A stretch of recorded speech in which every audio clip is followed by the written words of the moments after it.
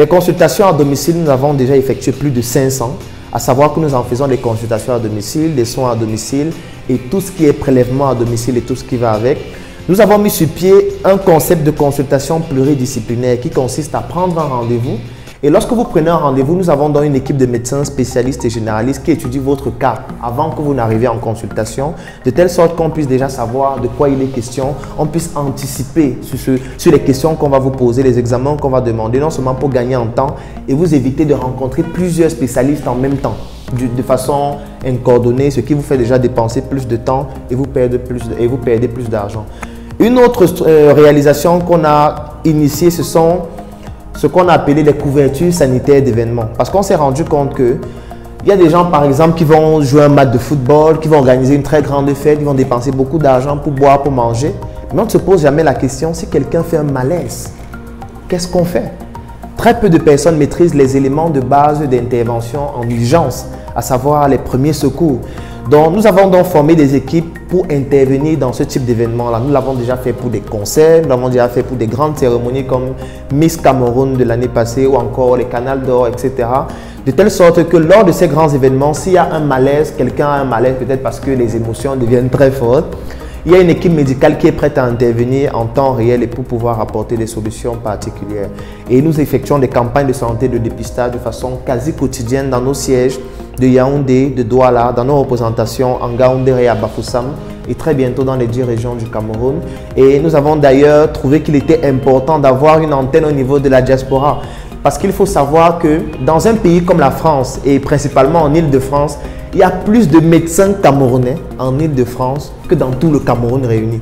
Ça, c'est des choses que les gens ne savent pas suffisamment parce que la plupart de nos collègues qui sont extrêmement compétents, je tiens à le préciser, ne reviennent pas au Cameroun et je ne pourrais pas leur en vouloir parce que les conditions ne leur permettent pas de pouvoir exercer la médecine ici au top de leurs compétences. Donc, nous avons donc créé une succursale de SOS Médecins Cameroun en France qui s'appelle SOS Health for Cameroun pour pouvoir nous connecter avec ses confrères de la diaspora afin qu'ils puissent apporter des solutions au développement du système de santé de notre pays.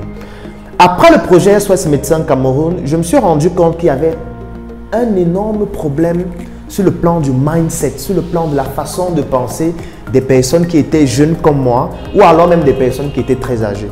C'était incroyable de se rendre compte qu'il y avait des éléments assez simples, que ce soit en économie ou en politique ou encore sur le plan de l'entrepreneuriat, que beaucoup de personnes ignoraient. Et moi, je me suis posé la question, mais qu'est-ce qui empêche, qu'est-ce qui nous pousse à être aussi fébriles sur le plan intellectuel? Et ça m'a poussé donc à mener beaucoup d'études et là, je suis tombé sur des choses assez graves ou alors incroyables, à savoir qu'on a un système de santé qui est encore tributaire de l'époque coloniale. Ça veut dire des réformes qui n'ont pas encore été apportées de façon suffisamment profonde pour nous pousser à nous aimer déjà nous-mêmes, à comprendre que nous sommes dans un pays qui regorge d'énormes opportunités et que nous avons juste besoin d'un cerveau qui est préparé pour pouvoir les saisir. Donc, je mène dans des études, dans des manuels scolaires, dans les programmes éducatifs et je me rends compte de choses assez simples, mais qui en réalité relèvent de ce que j'appelle de la manipulation. Je prends un exemple. Vous allez voir un enfant qui est à la maternelle. Vous prenez son cahier de coloriage, on lui demande de colorier la tour Eiffel. On va lui demander de colorer des fraises. En fait, ce sont des notions de patriotisme économique qu'on oublie et qui relèvent donc des neurosciences parce que lorsqu'un enfant passe son temps à colorier des fraises, à colorier la tour Eiffel, de façon inconsciente, l'information qui passe dans son subconscient et dans son inconscient qui dirige son attitude et son comportement vont faire en sorte qu'il va commencer à aimer quelque chose qui n'est pas chez lui, qui n'est pas produit chez lui. Ce qui fait que quand il sort donc de l'école, il a envie d'aller retrouver ces choses-là qui ne sont pas présentes dans son territoire. Ce qui fait en sorte que ça va le pousser à ne pas aimer l'endroit d'où il vient.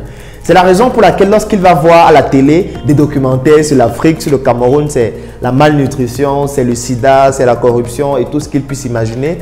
Le message subliminal que ça lui passe, c'est que tu es en enfer en réalité. Tu es dans un endroit où il n'y a rien.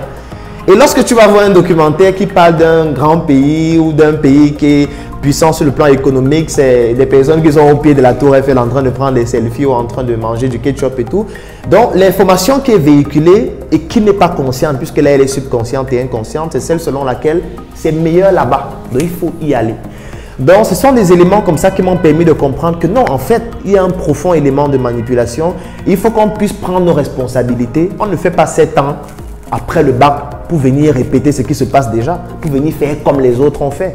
Si on fait autant d'études, c'est pour pouvoir apporter des solutions, pas parce qu'on est prétentieux, mais parce qu'on veut contribuer à son niveau de développement de son pays. Donc, je me suis dit qu'il était donc important non seulement de pouvoir véhiculer cette information que j'ai, et j'ai donc commencé à organiser une série de conférences que j'ai appelées Startup Academy. Et ensuite, nous avons donc créé le projet Startup Academy avec nos sièges à Yaoundé et Douala pour recueillir donc ces personnes-là, les former et leur donner des notions d'intelligence économique, de patriotisme économique, parfois même d'espionnage industriel et de tout ce qui est important pour pouvoir être compétitif sur le plan de l'entrepreneuriat. Ensuite, j'ai publié plusieurs livres qui vont dans ce sens. Le jeune entrepreneur africain, volume 1, qui va aussi dans le sens de pouvoir présenter les réalités de l'entrepreneuriat à l'africaine et non occidentalisée. Mon deuxième livre, c'est Stop à ceux de mensonges sur le VIH-Sida, parce que je fais aussi beaucoup de recherches sur le plan de la santé, faisant partie d'un comité international qui s'appelle Thinking AIDS, pour pouvoir présenter ces choses que parfois le public ne connaît pas. Le troisième livre, c'est les stratégies marketing sur le plan hospitalier, parce que dans notre pays, les structures hospitalières ne maîtrisent pas suffisamment qu'un hôpital et une structure hospitalière doivent avoir une stratégie de marketing qui est orientée patientèle. C'est comme ça qu'on appelle ça au lieu de clientèle dans le marketing classique. Donc, voilà en gros les projets que j'ai eu à mettre sur pied. Ce serait très long d'en parler de tous les autres.